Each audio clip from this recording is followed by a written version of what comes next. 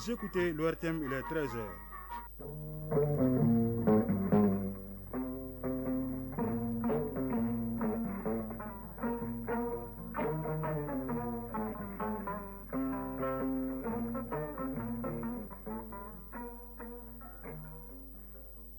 Le journal Siaka Konaté. Mali Actualité, deuxième édition, le titre. Premier conseil des ministres hier du gouvernement général des divisions Ablaye Maïga, le président de la transition générale d'armée Assimi Goïta a remis à la nouvelle équipe gouvernementale sa feuille de route déclinée en 8 points avec la priorité accordée à la sécurité, à suivre un extrait de son intervention en début d'édition. Au Niger, reddition des combattants du Front patriotique pour la libération et du mouvement pour la justice et la réhabilitation au Niger, ils ont remis hier aux autorités un impressionnant arsenal d'armes de guerre et une quinzaine de véhicules. Sport football avec les compétitions africaines des clubs, le Stade malien de Bamako démarre bien la phase de poule de la Coupe de la Confédération en s'imposant hier 2-0 devant les Sud-Africains de Stellenbosch. La leçon d'effort du jour porte sur le beach handball. Al-Hassan, ancien membre de la police islamique de Tombouctou, entre mai 2012 et janvier 2013, est désormais fixé sur son sort. La Cour pénale internationale l'a condamné la semaine dernière à 10 ans de prison pour crimes contre l'humanité et crimes de guerre, plus de précisions dans la chronique judiciaire en fin d'édition. Mesdames et messieurs, bonjour, bienvenue dans cette édition, mise en onde par Almata Ouattara, mise en ligne par Sékou Traoré. Le nouveau gouvernement dirigé par le général des divisions Ablaye Maïga a tenu hier son premier conseil des ministres. Un seul point était à l'ordre du jour, les orientations du président de la transition, le général d'armée Assimi Goïta pour la bonne conduite de l'action publique, une feuille de route qui concerne 5 domaines prioritaires dont la sécurité. À la nouvelle équipe de 28 membres, le président Goïta a adressé ses félicitations et rappelé que les recommandations des assises nationales de la refondation et du dialogue intermalien constituent la boussole de l'action gouvernementale. Je vous propose d'écouter le président de la transition au cours de ce premier conseil des ministres, des propos recueillis par Sira Bachili. Le 21 novembre dernier, je vous ai nommé en qualité de Premier ministre, chef de gouvernement. Je tiens à vous adresser mes chaleureuses félicitations pour la confiance placée en vous en raison de vos compétences techniques et de vos qualités humaines.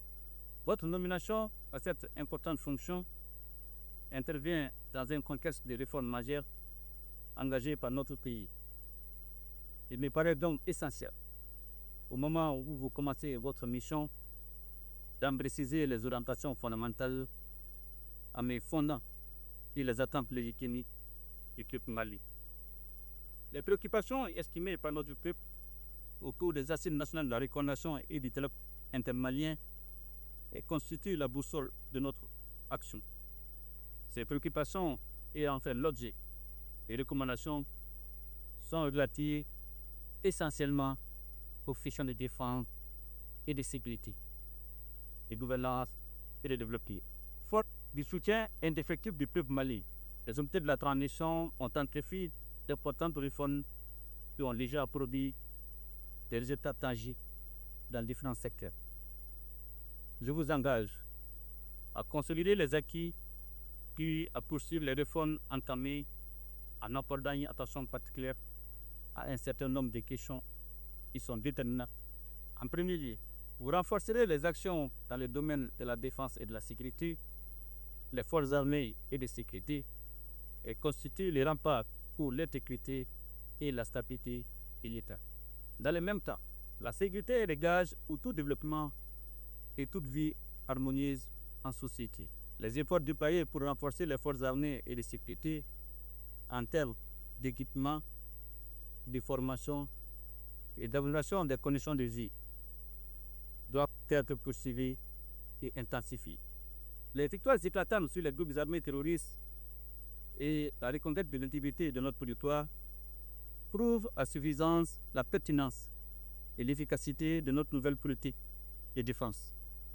Vous verrez à poursuivre la réforme de la justice pour lutter encore plus efficacement contre la corruption et les atteintes aux biens publics. Vous apporterez une attention soutenue au développement des infrastructures énergétiques et des transports, ainsi qu'aux technologies de l'information et de la communication. Vous devez également poursuivre les actions dans le sens de l'amélioration du système éducatif et de la gestion de la problématique de l'emploi, notamment celui des jeunes. Notre pays a besoin de citoyens intègres et soucieux et travailler avec abnégation pour l'intérêt général. Vous renforcerez les actions visant à inculquer nos valeurs sociétales aux jeunes et cultiver en eux des sentiments patriotiques. Vous allez veiller au renforcement des relations de coopération avec les partenaires respectifs de notre souveraineté, au renforcement et à la synergie d'action de notre diplomatie pour défendre nos positions sur la scène internationale, à la protection des Maliens établis à l'extérieur.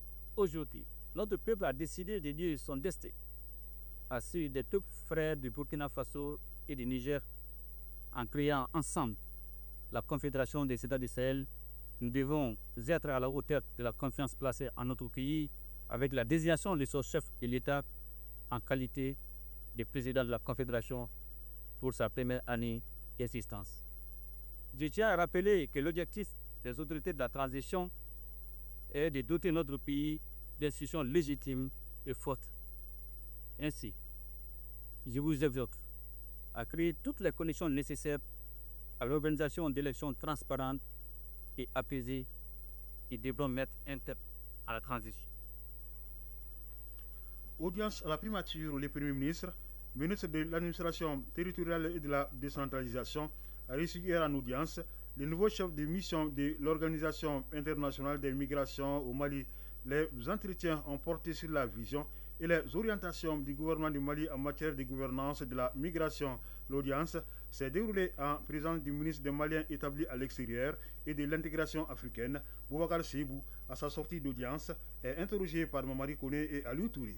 Pour moi, c'est aussi l'opportunité de pouvoir venir prendre les orientations et les conseils de son Excellence, Monsieur le Premier ministre, dans le domaine de la gouvernance et de la gestion des migrations. Très satisfait donc de nos entretiens et la vision ainsi que les priorités du gouvernement en matière de migration sont très claires. Notre organisation est déjà alignée sur ces priorités, mais nous continuons véritablement à travailler dans ce sens. De faire en sorte que la migration soit un choix, de faire en sorte que les migrations s'effectuent en bon ordre et dans le respect de la dignité humaine. Et je pense que le Mali a des traditions d'accueil déjà des étrangers qui est assez exemplaire. Et je pense que toute chose qui facilite ma mission ici, le Mali aussi regorge d'une diaspora extrêmement importante et qui constitue aussi un levier pour le développement du pays, d'appuyer le gouvernement dans sa vision et dans ses stratégies en matière de migration. Clôture de l'atelier d'évaluation du pacte de stabilité sociale et de croissance, les représentants des syndicats de travailleurs, du patronat et du gouvernement ont fait le point de mise en œuvre de ce document signé en août 2023. Il ressort des échanges que certains points de blocage dans la mise en œuvre des accords ont été levés. Cependant, le processus dans son ensemble connaît une certaine timidité. C'est ce que nous dit Tchamoka Konati. Sa signature remonte au 25 août 2023 entre l'État, le patronat et les syndicats des travailleurs. Il s'agit du pacte de stabilité sociale et de croissance. À la faveur de cet atelier de 2 jours qui connaît ainsi son épilogue, les partis ont procédé à une évaluation sans complaisance du document. Toutefois, la mise en œuvre des engagements connaît une certaine timidité, d'où une série de résolutions à l'issue des travaux. Moussa Cheikh Kamia, rapporteur. Renforcer les capacités institutionnelles du ministère du Travail, de la fonction publique et du dialogue social. Transmettre aux différentes parties le rapport final de la commission de traitement et d'évaluation des procès-verbaux. Organiser l'atelier de validation du rapport final de la commission de traitement et d'évaluation des procès-verbaux. Faire un suivi régulier du respect de la liberté syndicale. Mamadou Konta, secrétaire général du ministère du Travail, de la fonction publique et du dialogue social. Rarement, on a constaté une accalmie du monde social. De féliciter d'abord les uns et les autres pour ce sursaut national. Parce que pour pouvoir y arriver, il faut être vraiment des patriotes convaincus. Parce que sans accalmie, il n'y a pas de développement. Il s'agira donc pour les partis de maintenir cette dynamique pour faire du développement une réalité. Les chemins étant déjà balisés, chacun à son niveau doit y travailler dans l'unique but de continuer à apaiser le climat social. Géopolitique et développement en Afrique, défis et perspectives, c'est le thème de la 2e édition du colloque international en hommage à Feu Karamoko Kane, décédé en 2014. Les participants à ce colloque vont présenter leurs travaux en plénière, ateliers et tables rondes sur certaines thématiques telles que les devenirs du continent face au terrorisme et la criminalité transfrontalière, l'immigration de la jeunesse, les questions de gouvernance, la santé, l'éducation, les mutations technologiques et l'environnement, entre autres. Reportage Mamadou Fani. Le monde de la recherche universitaire du Mali rend hommage à l'un de leurs qui a marqué de son vivant plusieurs générations d'étudiants et d'enseignants-chercheurs. Il s'agit de Feu Karamoko Kane, dont les œuvres continuent d'être célébrées à l'occasion de la 2e édition du colloque international dédié en sa mémoire. Ce colloque en hommage à Feu Karamoko Kane est une rencontre d'échange et de partage entre différents participants nationaux et étrangers. Professeur Boubacar Sanogo, doyen de la faculté des sciences économiques et de gestion de Bamako.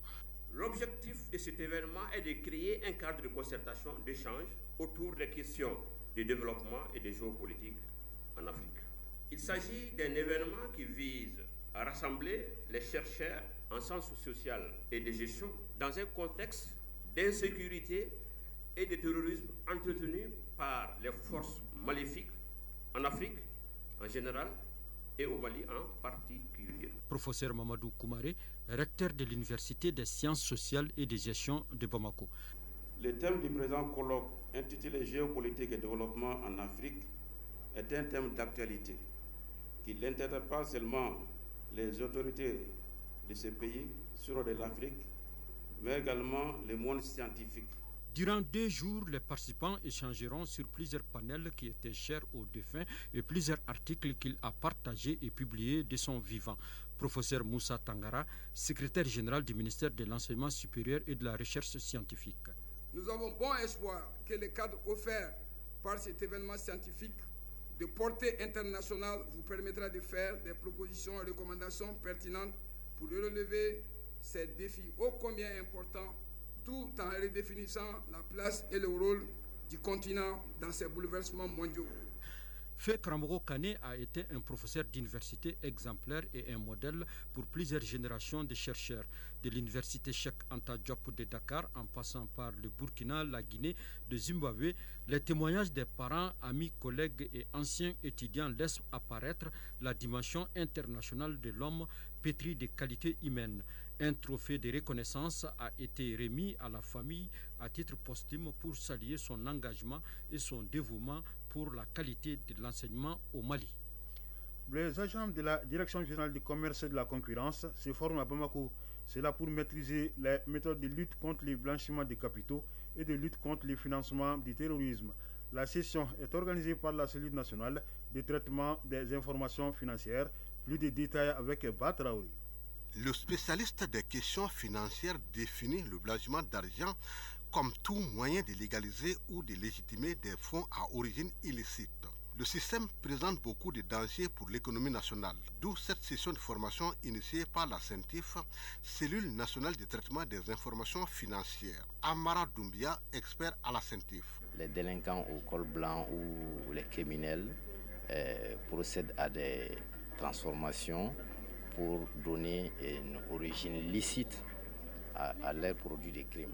Nous voyons que si l'argent sale est injecté dans l'économie, ça nuit à l'économie d'abord, ça freine le développement. Selon les données du rapport de l'évaluation des risques, les secteurs les plus exposés au fléau sont les agences de voyage et de tourisme, les mines et l'immobilier.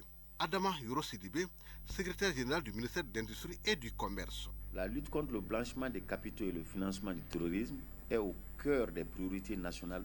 Les menaces que pose le terrorisme et les réseaux d'activités criminelles connexes, les fortes attentes exprimées par la société face à la délinquance économique et financière et la nécessité de préserver l'intégrité du système financier national constituent des enjeux majeurs. La session de formation de 2 jours se tient à l'intention des agents de la Direction générale du commerce et de la concurrence et des agents des services assujettis. À l'étranger, au Niger, une centaine de membres de 2 groupes rebelles déposent les armes.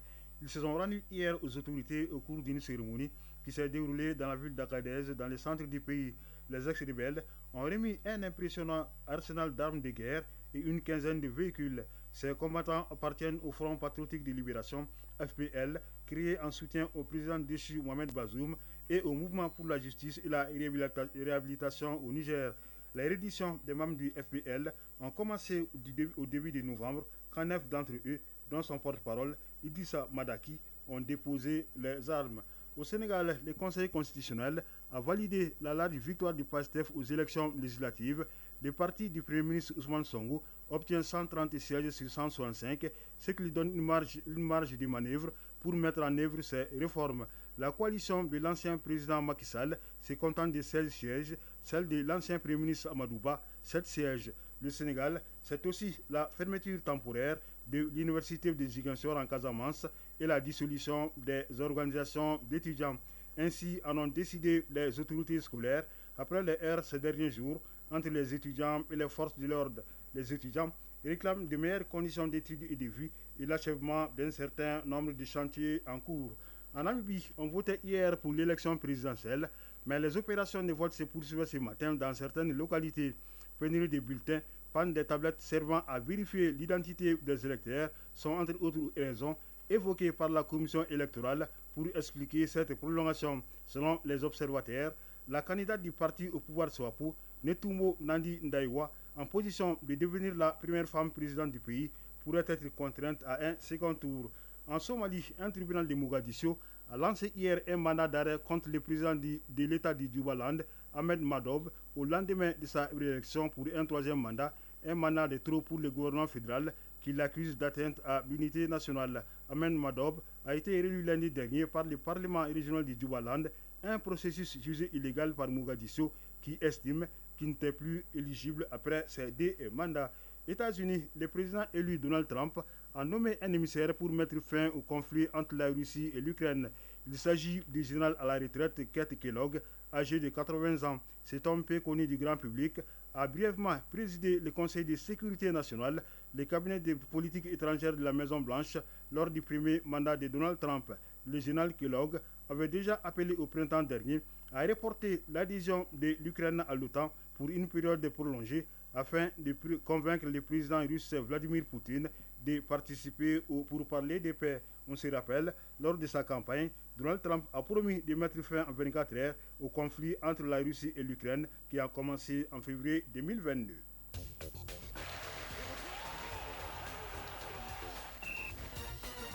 Nous entamons la page sport de cette édition essentiellement consacrée au football. En Europe, fin hier de la 5e journée des matchs de poule de la Ligue des Champions sur le continent, préparatifs de la CAN féminine 2025, les Aigles Dames sont au Maroc pour 2 matchs amicaux. En Coupe CAF, le stade malien de Bamako démarre bien la phase de poule à domicile en battant 2-0 le Sud-Africain de Stellenbosch. Le point de l'actualité sportive, c'est avec Abdulkarim Kaba. Le stade malien de Bamako a parfaitement lancé sa campagne en phase de groupe de la Coupe de la Confédération saison 2024-2025. Opposés aux Sud-Africains de Stellenbosch FC, les Blancs de Bamako se sont imposés 2-0 ce mercredi au stade du 26 mars de Rimadio. L'entraîneur de Stellenbosch FC, Steve Robert Barker, est déçu du score qui ne reflète pas la physionomie de la rencontre selon lui. Il l'a dit au micro de Famour Djourti. It's obviously not the result we wanted and it was a bit disappointing. Je peux vous dire effectivement que je suis très déçu du résultat parce qu'il ne reflète pas forcément la physionomie du match. Mais il faut dire aussi que nous n'avons pas joué à notre meilleur niveau. Nous n'avons pas pu apporter la solution que nous voulions par rapport à ce match-là et c'est ce qui fait que nous sommes un petit peu déçus. Quant à Mamoudou Kane Mourlé, l'entraîneur du Stade malien de Bamako, il s'est dit satisfait de la victoire de son équipe. On a beaucoup souffert. Ils ont été très courageux, très sérieux par rapport à tout ce qu'on a fait. Je pense qu'une compétition africaine, il faut savoir défendre et savoir attaquer. Dans notre rencontre du groupe, la Renaissance Berkane du Maroc s'est imposée par le même score de 2-0 face à Luanda Sul d'Angola. Football toujours, cette fois-ci chez les dames, préparatif de la CAN féminine 2025. Les Aigles Dames sont au Maroc pour 2 matchs amicaux contre le pays hôte, le Maroc, et du Botswana, respectivement samedi 30 novembre prochain contre le Botswana et le 3 décembre prochain contre le Maroc.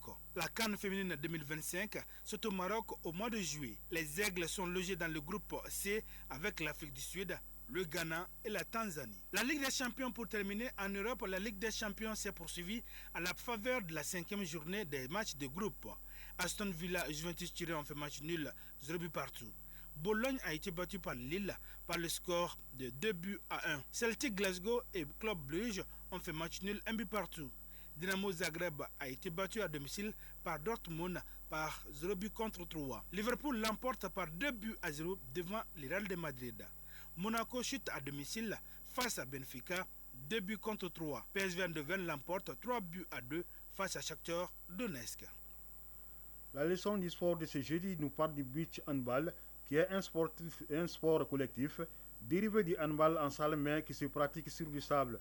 Le terrain était rectangle de 27 mètres sur 12 et le but est de dimensions identiques à celui du handball. Isaac Chinou nous fait découvrir ce sport.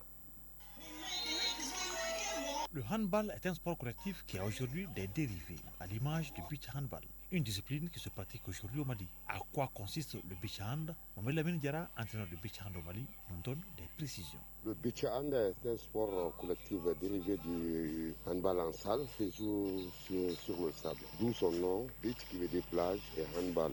Si le beach hand oppose deux équipes tout comme le handball de salle, son terrain a aussi ses particularités. Ça se joue sur un terrain de 27 mètres sur 12 avec 2 6 mètres de chaque côté. Et les 6 mètres sont disposés de part et d'autre. Maintenant, les zones de changement, c'est des zones qui se trouvent à l'extrémité des 27 mètres. Des 27 mètres, chaque équipe choisit sa zone de changement pour les rentrées et sorties.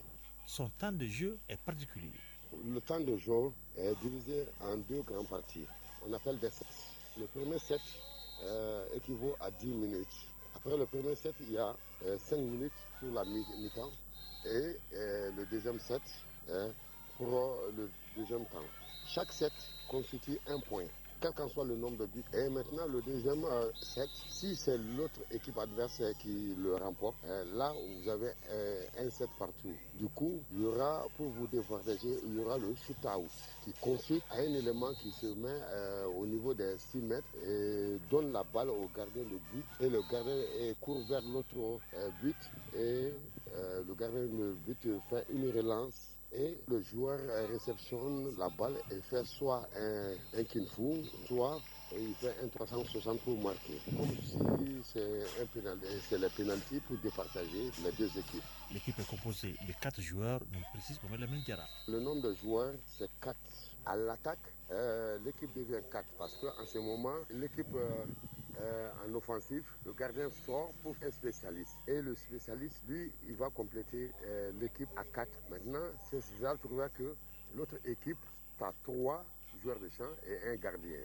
Ainsi, la défense sera faite 4 contre 3 plus le gardien. Après avoir marqué, soit après avoir raté, le spécialiste court pour sortir dans sa zone de changement pour que le gardien puisse rentrer. Comme le handball, le nombre de balles à la main est limité à 3. Les buts jugés spectaculaires. Chronique judiciaire. Le verdict du procès de l'ancien membre de la police islamique de Tombouctou pendant l'occupation est tombé la semaine dernière à la CPI, Cour pénale internationale. Al-Hassan a été condamné à 10 ans de prison. Il est accusé de crimes de guerre et crimes contre l'humanité, des crimes commis entre mai 2012 et janvier 2013. C'était à Tombouctou. La chronique judiciaire porte sur ce verdict. C'est avec Garibou Pérou. Ouvert en juillet 2020, le procès de Al-Hassan Ag Abdul Aziz Ag Mohamed Ag Mahmoud se termine par une condamnation. Membre d'Ansardine, Al-Hassan écope 10 ans d'emprisonnement. C'est la décision de la Chambre de première instance de la Cour pénale internationale. Avant la détermination de cette peine, la Chambre avait évalué la gravité des crimes, y compris les impacts sur les victimes. Les juges de la Chambre de première instance ont estimé que cette peine est proportionnée à la gravité des crimes. Il s'agit des crimes de persécution, de torture, de traitement cruel, d'atteinte à la dignité de la personne, de mutilation et de condamnation prononcée sans procédure régulière. Conformément à une ordonnance de la Cour du 28 mars 2018 au 20 novembre 2024, la Chambre s'est dit favorable de déduire les temps passés en détention de Al-Hassan de la peine. Par contre, elle a rejeté la demande de la défense visant à déduire les temps supplémentaires de ce dernier en détention au Mali depuis avril 2017.